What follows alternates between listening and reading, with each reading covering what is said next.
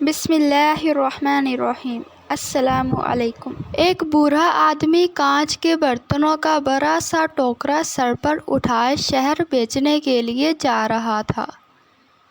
چلتے چلتے اسے ہلکی سی ٹھوکر لگی تو ایک کانچ کا گلاس ٹوکرے سے پھسل کر نیچے گر پڑا اور ٹوٹ گیا۔ بوڑھا آدمی اپنی اسی رفتار سے چلتا رہا جیسے کچھ ہوا ہی نہ ہو۔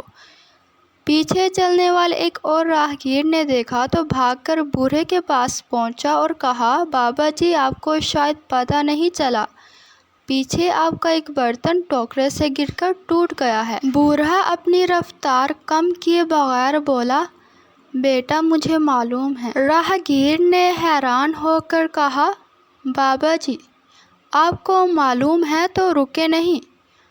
بوڑھا بولا، بیٹا جو چیز گر کر ٹوٹ گئی اس کے لیے اب رکنا بیکار ہے۔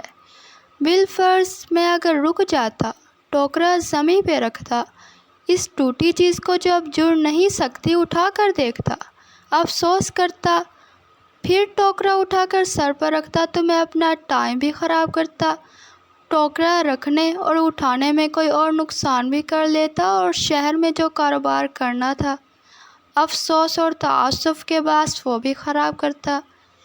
بیٹا، میں نے ٹوٹے گلاس کو وہیں چھوڑ کر اپنا بہت کچھ بچا لیا ہے۔